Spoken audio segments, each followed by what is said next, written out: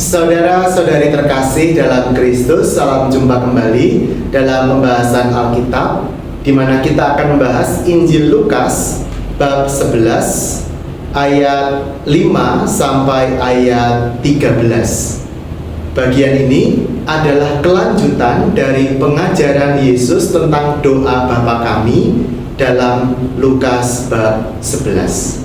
Saya baca dari ayat 9.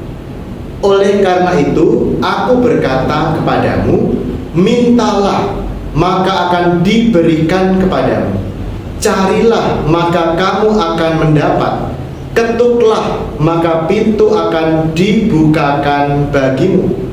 Karena setiap orang yang meminta, menerima, dan setiap orang yang mencari, mendapat, dan setiap orang yang mengetuk pintu, baginya pintu dibukakan.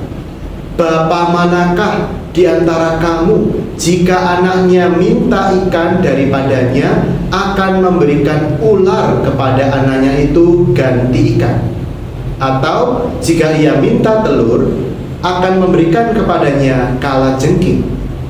Jadi, jika kamu yang jahat tahu memberi pemberian yang baik kepada anak-anakmu, apalagi Bapamu yang di surga, Ia akan memberikan Roh Kudus kepada mereka yang meminta kepadanya. Saudara-saudari yang kasih dalam Kristus, ada dua pokok pengajaran Tuhan Yesus dalam perikop pada hari ini. Yang pertama, kita perlu tekun berusaha terus mengetuk pintu surga untuk mendapatkan apa yang ingin agar Tuhan kabulkan untuk kita, untuk permohonan-permohonan kita. Maka ada rangkaian kata kerja yang berturut-turut di sana. Mintalah, carilah, ketuklah pintu. Artinya, memang seringkali Tuhan itu menanti agar kita melakukan segala daya upaya kita yang terbaik, yang paling tulus, agar permohonan kita itu didengarkan oleh Tuhan. Kemudian pengajaran kedua adalah yang termuat dalam ayat terakhir dalam perikop ini. Dikatakan, Ia akan memberikan Roh Kudus kepada mereka yang meminta kepadanya.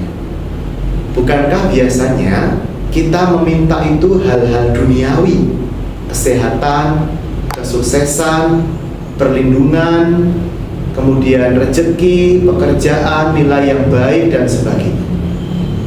Berapa kali atau pernahkah Anda memohon kehadiran Roh Kudus dalam hari Anda, dalam hidup Anda, dalam keluarga Anda, dalam rencana-rencana dan pertimbangan-pertimbangan yang sedang Anda ambil? Padahal Yesus menjanjikan secara luar biasa dalam Injil hari ini, Ia akan memberikan Roh Kudus kepada mereka yang meminta kepadanya. Roh Kudus akan selalu dianugerahkan ketika kita meminta dengan segala ketulusan hati. Seringkali kita membuat keputusan tanpa berkonsultasi dengan Tuhan. Secara spontan kita memutuskan ini dan itu, tanpa berpikir panjang, tanpa berdoa dulu, tanpa hening dulu, memohon tuntunan bimbingan Roh Kudus. Maka marilah kita berubah, mari kita bertobat dengan memperluas cakrawala doa kita. Jangan hanya meminta hal-hal yang duniawi, mintalah justru karunia yang lebih tinggi, yaitu karunia Roh Kudus. Tuhan memberkati kita dalam nama Bapa dan Putra dan Roh Kudus. Amin.